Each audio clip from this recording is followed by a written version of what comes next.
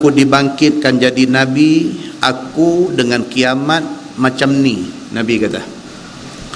Wa yaqrunu baina isba'aihi sababah wal wusta. Nabi buat jari dia, jari sababah, jari telunjuk dengan wusta, dengan jari tengah, Nabi tunjuk rapat macam tu. Nabi kata apabila aku dibangkitkan jadi Nabi, kiamat dengan kebangkitan aku sebagai Nabi macam ni. Nabi kata, Nabi tunjuk jari macam tu. Nak habaq kata kiamat sudah dekat. Pasal apa? Pasal tidak ada Nabi lagi. Selepas daripada Nabi Muhammad sallallahu alaihi wasallam tidak ada Nabi lagi. Maknanya selepas daripada Nabi, cerita dia nak tunggu kiamat saja. Makna dia apa? Makna dia dekat. Nabi dibangkitkan jadi Nabi dengan kiamat nak jadi, Nabi kata macam ni punya dekat. Nabi tunjuk jari sababah dan jari wusta, jari telunjuk dengan jari hantu, Nabi tunjuk dua macam tu, dekat. Wa yaqulu amma ba'd, dan Nabi kata amma ba'd fa inna khairal hadisi kitabullah. Nabi kata maka sesungguhnya sebaik-baik berita ialah berita daripada Quran. Quran mengandungi berita dulu hak jadi kepada nabi-nabi dulu, umat-umat nabi dulu, cerita hak duk jadilah, dan cerita hak akan jadi kemudian hari.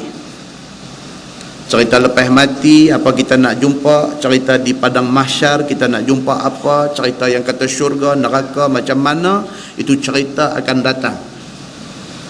Nabi SAW kata semua cerita, semua berita yang ada di dalam Quran itu fa inna khairal hadis, maka sesungguhnya itulah sebaik-baik berita. Apa dia? Fa inna khairal hadis kitabullah. Quran itu adalah sebaik-baik berita. Kalau kita baca cerita tentang kaum Nabi Lut, itu cerita baik, kita kena ambil buat pedoman, kita jangan buat perangai macam perangai umat Nabi Lut. Bila kita baca cerita kata orang yang derhaka Allah, kesudahan dia di neraka, kita kena ambil pengajaran, kita jangan jadi orang yang derhaka Allah, yang kemudian esok menyebabkan kita terhumban ke neraka. Maka berita yang ada dalam Quran itu adalah sebaik-baik berita. Wa khairul huda huda Muhammadin sallallahu alaihi wasallam. Dan Nabi kata sebaik-baik petunjuk adalah petunjuk Nabi sallallahu alaihi wasallam. Dia boleh dua bacaan. Tuan-tuan dengar, ustaz duk mengajar di masjid ataupun waktu khutbah Jumaat khatib baca, di bahagian ni dia boleh baca dua macam. Dia boleh baca wa khairul huda huda Muhammadin sallallahu alaihi wasallam, boleh.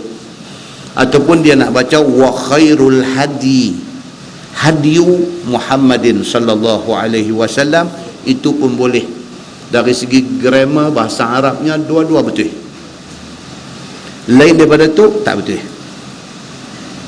Wa khairul huda huda Muhammadin sallallahu alaihi wasallam, ataupun wa khairul hadi hadiyu Muhammadin sallallahu alaihi wasallam.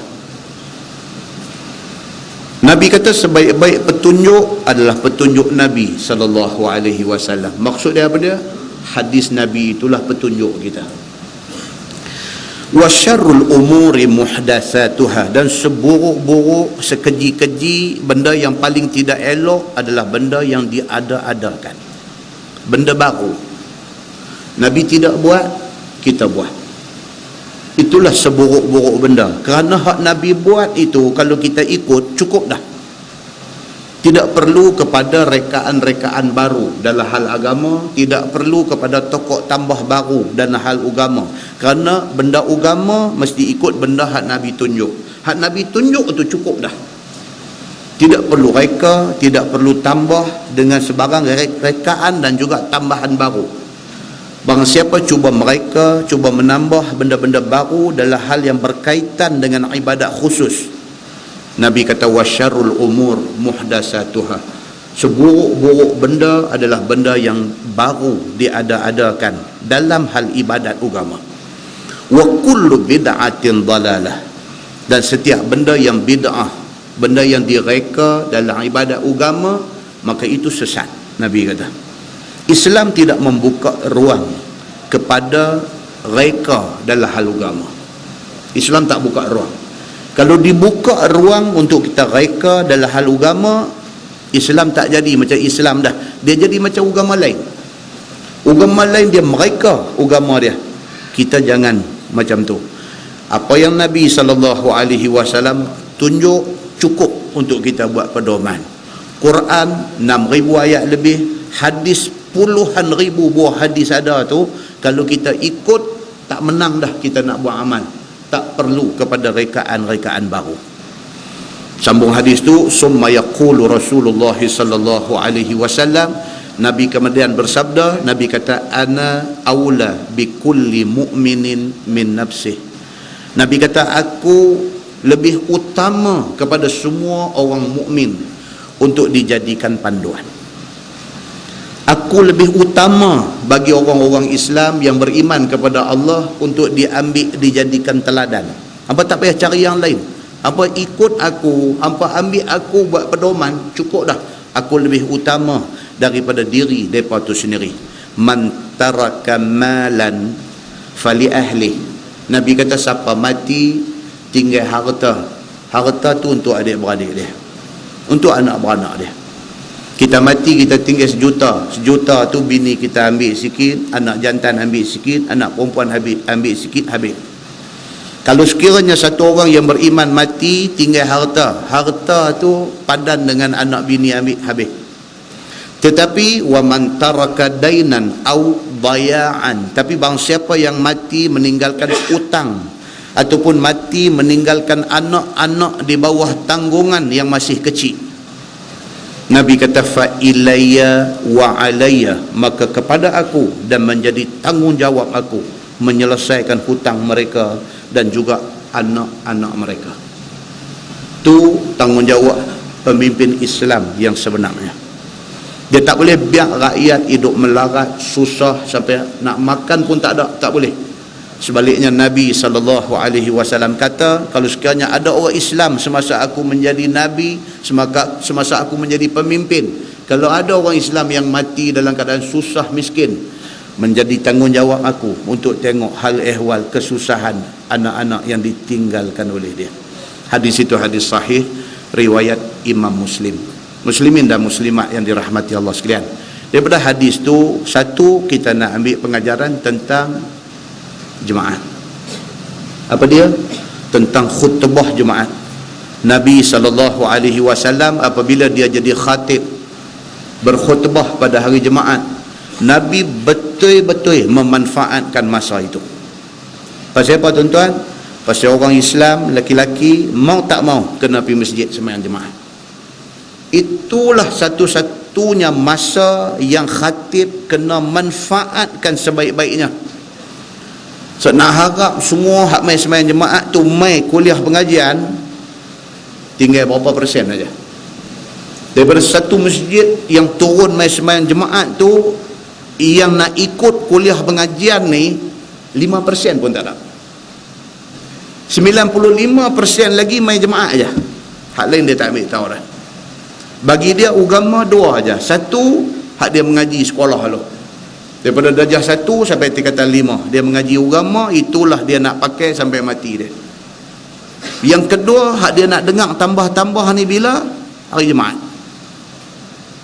Nak harap dia pergi cari kuliah maghrib, kelas pengajian, ceramah agama, bagi majoriti orang Islam dia tak buat benda ni.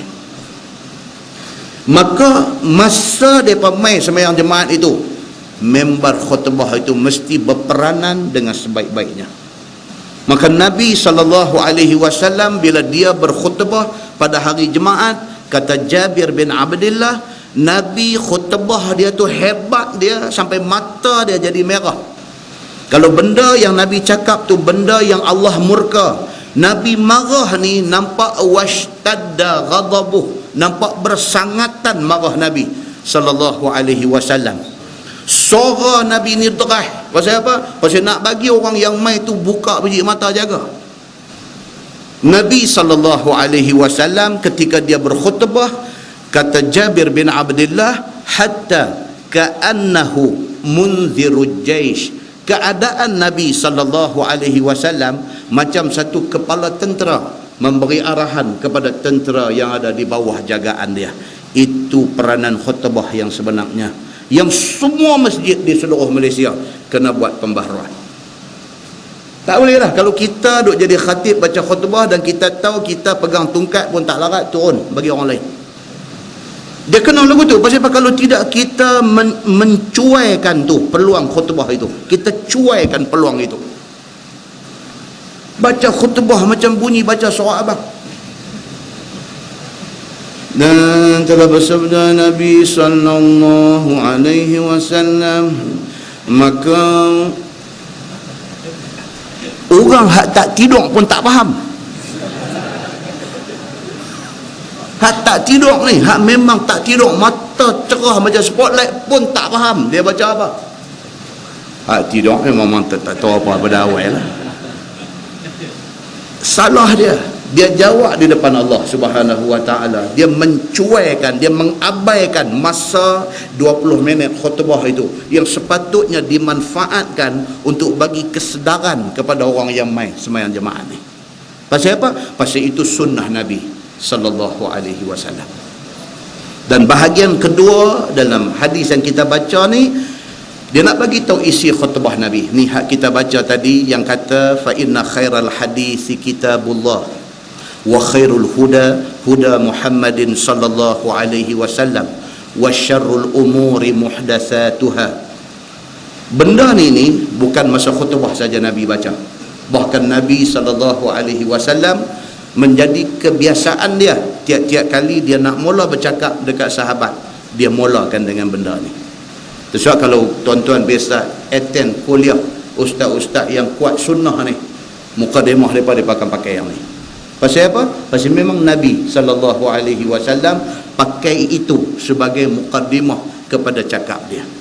Muslimin dan muslimat yang dirahmati Allah sekalian, dalam sebuah hadis riwayat daripada Wasil bin Hayyan radhiyallahu anhu, kata dia, qala Abu Wa'il khattabana Ammar fa'awjaza wa ablagh falamma nazala qulna ya Abal Yaqzan laqad ablaghta wa awjazta falau kunta tanaffasta. Faqala Ammar inni sami'tu Rasulullah sallallahu alaihi wasallam yaqul inna طول صلاة الرجل وقصر خطبته مئنة من فقهه فأطيلوا الصلاة واقصروا الخطبة وإن من البيان سحرا أو كما قال. hadis sahih riwayat Imam Muslim daripada Wasil bin Hayyan radhiyallahu anhu. Dia kata Abu Wa'il, pada satu hari Ammar bin Yasir bagi khutbah. Ammar bin Yasir, siapa dia ni tuan-tuan? Ammar bin Yasir tu yang Hijaz ke apa duk menyanyi lagu Sumayyah. Sumayyah tu siapa? Mak dia, mak kepada Ammar. Bapa dia Yasir. Tiga-tiga beranak ni kena dera teruk kerana Islam. Ammar apabila dia berkhutbah, fa'aujaza wa ablagh, khutbah dia ni ringkas dan padat. Ini Ammar bin Yasir. Bila dia khutbah dia tak ada meleret berjela-jela, tak tahu nak berhenti bila.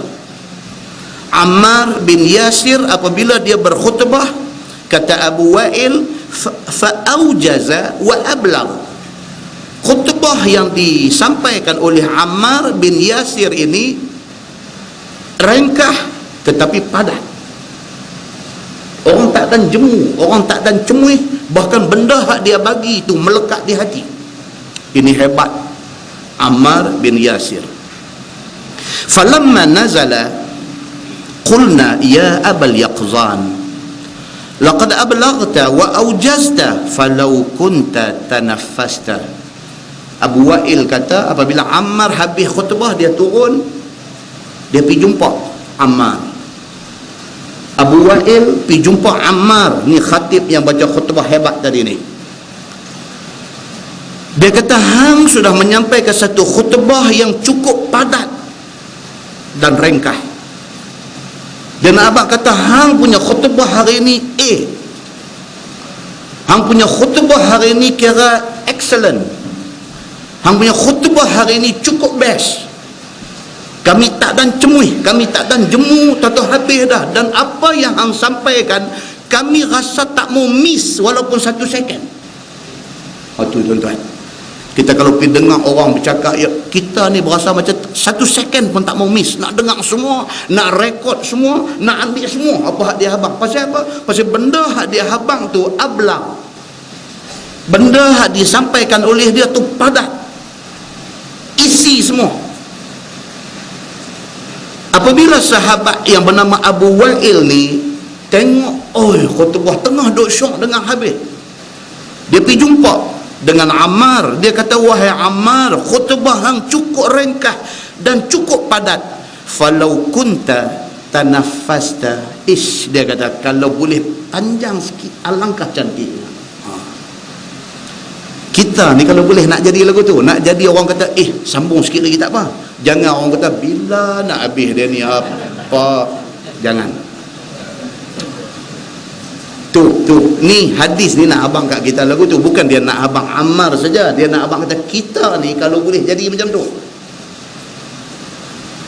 Apabila kita sampaikan khutbah atau kita sampaikan khutbah ada eye contact dengan orang yang mai sembahyang jemaat ni, kita duk tengok, nampak semua orang yang mai ni.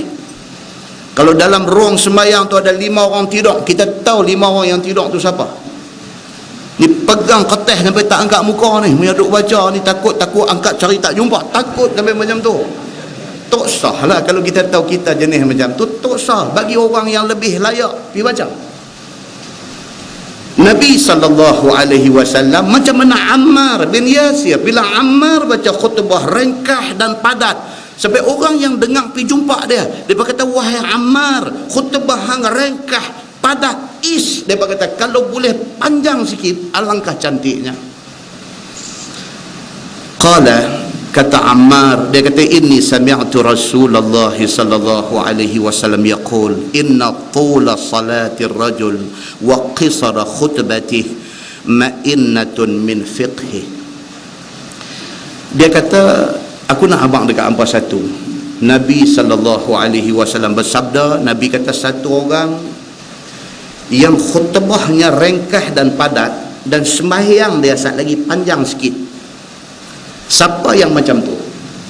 Siapa yang dia baca khutbah ringkas dan padat, masa sembahyang sat lagi panjang sikit, itu menunjukkan ma'innatun min fiqhi, menunjukkan fahamnya dia tentang agama dia.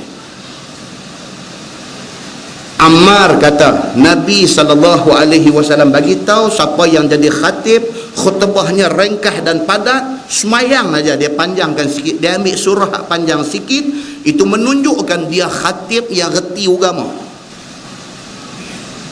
Yang haduk balun khutbah sampai 2 suku tak mau nak turun membar lagi ni, yang ni tak reti. Tapi taklah buta perut, tapi tak reti. Kita Pulau Pinang, Kedah ni hari jemaat, hari kerja. Yang hampir duduk tengala khutbah sampai pukul 2 suku ni apalah. Ni budak-budak Kelang nak masuk balik Kelang, makan tengah hari pun tak lagi.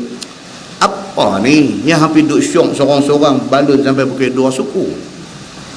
Menunjukkan apa? Tak faham agama. Sebaliknya Ammar bin Yasir, dia kata Nabi SAW bagi tahu siapa yang bagi khutbah dia ringkas dan padat, semayang dia saat lagi dia panjang sikit, itu menunjukkan dia satu orang yang faqih, yang faham tentang perintah agamanya. Fa'atilu salah waqsurul khutbah. Nabi SAW pesan, dia kata supaya diringkaskan khutbah, dipanjangkan sikit sembahyang itu. Wa inna minal bayani sihra. Dia kata, dan Nabi kata cakap ni kadang-kadang dia macam sihir. Cakap ni, saya pernah cerita dulu, kalau Presiden Soekarno di Indonesia dulu, kalau dia bagi speech, satu padang tu penuh orang dengar tenganga. Pasal apa? Nabi kata, inna minal bayani sihra. Sesungguhnya yang dikatakan bayan, kan orang tabligh dia ada majlis bayan. Bayan tu bukan bayan lepas. Bayan itu maksudnya majlis penerangan, majlis terang pasal agama, bercakap kepada orang ramai itu dipanggil bayan. Nabi kata sesungguhnya bayan, penerangan, cakap yang menerangkan satu benda kepada orang itu sihra. Kadang-kadang dia macam satu sihir, dia memukau orang yang mendengar ni. Orang tak mau nak lepas daripada dia. Hujan turun pun orang tak lari. Kerana bayan itu kadang-kadang menjadi sihir. Muslimin dan muslimat yang dirahmati Allah sekalian. Dalam sebuah hadis riwayat daripada Abi Rafi' radhiyallahu an.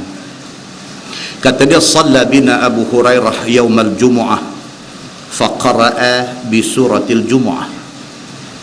Wa fi raq'atil akhirah idza ja'aka al-munafiqun."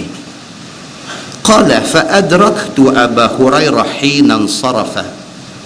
Faqultu lahu innaka qara'ta bi surataini. كان علي رضي الله عنه يقرأ بهما بالكوفة. قال أبو هريرة فإني سمعت رسول الله صلى الله عليه وسلم يقرأ بهما يوم الجمعة أو كما قال. hadis sahih riwayat Imam Abu Daud daripada Abi Rafi', daripada Ibni Abi Rafi' radhiyallahu anhu. Dia kata kami sembahyang Jumaat berimamkan Abu Hurairah. Ini dah lepas zaman wafat Nabi. Nabi dah wafat dah. Sahabat-sahabat Nabi bila Nabi wafat ni, sebahagian besar keluar daripada Madinah. Sebab tuan-tuan, kita tengok balik kubur para sahabat Nabi ni, merata dunia ada. Merata dunia ada. Kalau di area Syam, Jordan, Syria, Palestin, kubur sahabat ni berkenjah. Pasal apa? Nabi wafat, dia tolong bawa Islam yang mereka dapat daripada Nabi ni pergi sampai ke orang lain pula. Itu sebab kubur Sa'ad bin Abi Waqqas di mana? Di China. Kubur Sa'ad bin Abi Waqqas lepas ke China daripada Madinah ni lepas ke China. Maknanya dia bawa Islam ni pergi sampai sana. Nanti kita baca satu hadis cerita tentang kelebihan orang yang mati di tempat jauh. Dia beranak di mana, dia pergi mati di mana, apa kelebihan dia, apa ganjaran Allah janji kepada dia di syurga bagi orang yang beranak di Parit Buntang, pergi mati di Scotland Yard, pergi mati di Scotland, pergi mati di Kutub Utara misalnya. Ada tak penilaian dari segi agama pada orang yang pergi mati jauh daripada tempat kelahiran dia? Bila kita baca hadis tu, baru kita faham, barulah kita tak kelang kabut. Bila ahli keluarga kita mati, duk nak panggil bawa balik mayat, kita tak akan panggil. Kita suka dia dikebumikan di sana. Pasal apa? Pasal ada hadis dia. Yang tu dia satu bab lain pula. Kalau baca yang tu, malam ni kita tak baca kitab. Muslimin dan muslimat yang dirahmati Allah sekalian, hadis ni dia kata apa? Ani bin Abi Rafi', dia semayang berimamkan Abu Hurairah. Nabi dah wafat, Abu Hurairah dah pergi jadi imam di tempat lain. Dan Imam Abu Hurairah menjadi imam ini pada hari Jumaat. Faqara'a bi suratil Jumu'ah. Rakaat pertama Abu Hurairah lepas Fatihah dia baca surah Al-Jumu'ah. Ni hak kita duk baca tafsir saat lagi insya-Allah. Wa fi raq'atil akhirah, rakaat yang akhir yang kedua, Nabi Abu Hurairah baca idza ja'akal munafiqun, baca ayat daripada surah Al-Munafiqun, yang insya-Allah lepas surah Al-Jumu'ah dia akan mai surah Al-Munafiqun.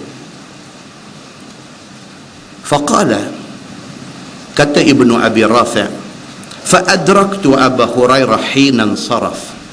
Bila habis semayang Abu Hurairah, habis khutbah, habis dia jadi imam semayang, rakaat pertama Fatihah dengan surah Al-Jumu'ah, rakaat kedua Fatihah dengan surah Al-Munafiqun.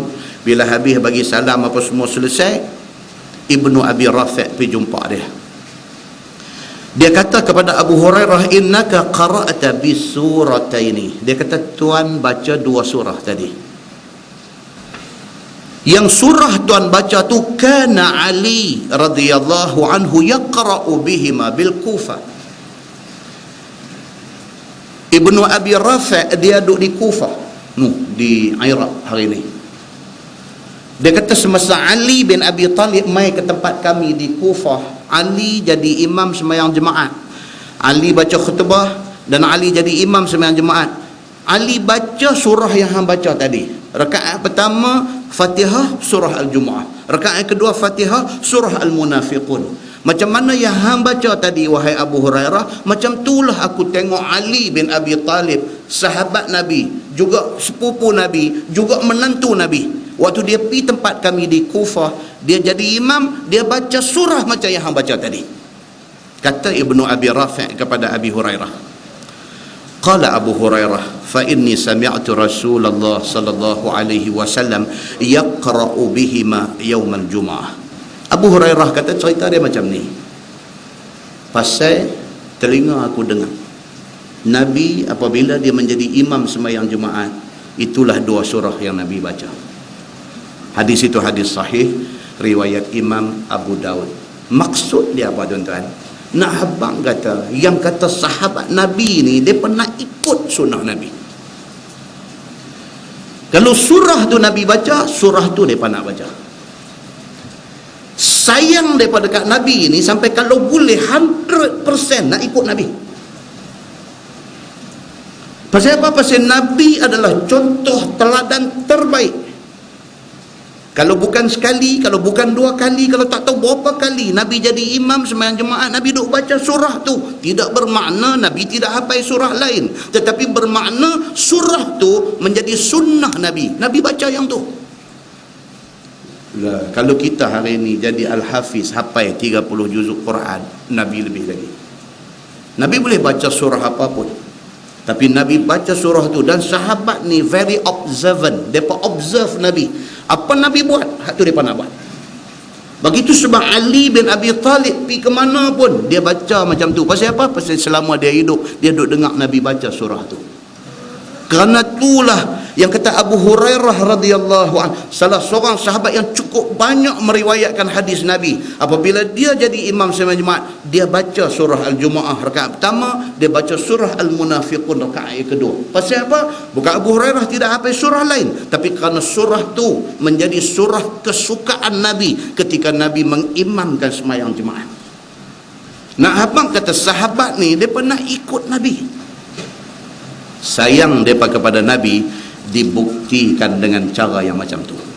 Muslimin dan muslimat yang dirahmati Allah sekalian, berkaitan dengan jemaat juga dalam sebuah hadis riwayat daripada Husain radhiyallahu an. Kata dia, sami'tu Umarah bin Ruwaibah As-Saqafi wa Bishr bin Marwan yakhtub farafa'a yadayhi fi ad-du'a.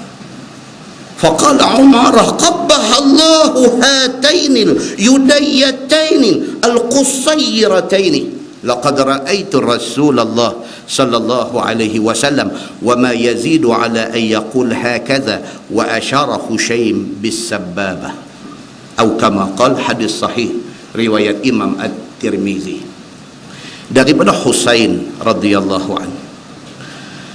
Dia kata, aku dengar satu sahabat yang bernama Umarah bin Ruwaibah As-Saqafi sudah tegur satu orang yang bernama Bishru bin Marwan ketika dia sedang berkhutbah.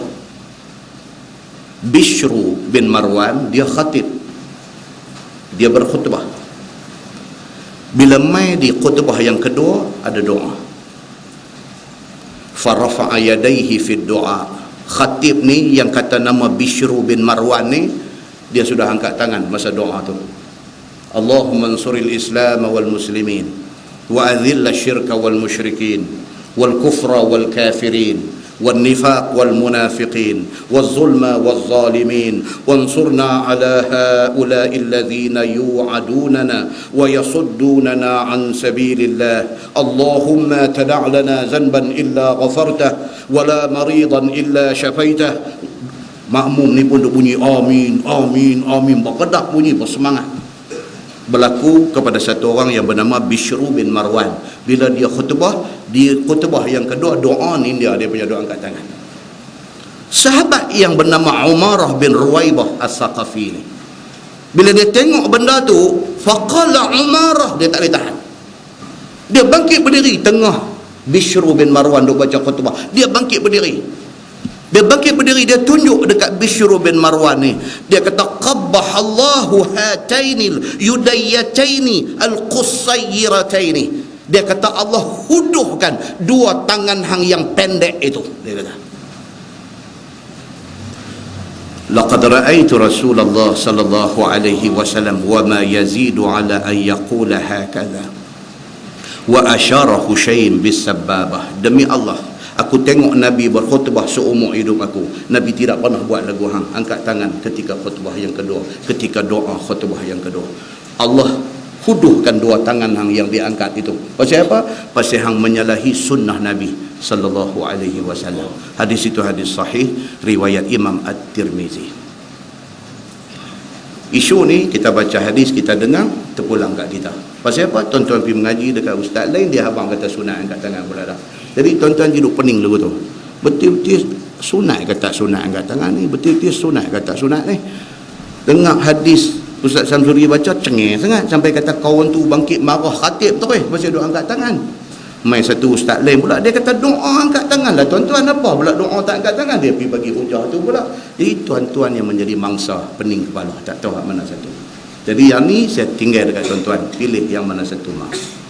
Pasal apa? Kita pilih sembahyang masjid mana pun, kau hak angkat pun ada, kau hak tak angkat pun ada. Bila tuan-tuan duduk, tuan-tuan saja nampak ada satu ustaz, dia pun duk angkat juga. Dia ustaz angkat, takkan dia tak reti kot.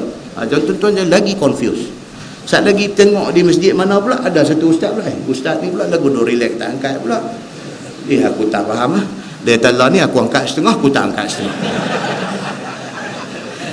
Mai satu ustaz lagi pula, dia kata apa? Dia kata tuan-tuan ini benda khilafiyah. Dia kata benda duk bertengkar tak habis. Dia kata tuan-tuan nak angkat, tak mau angkat sudah. Dia kata lagu tu pula. Lagi confuse kita ni. Betul-betul mana satu. Jadi malam ni saya pun tak kunci bagi mati.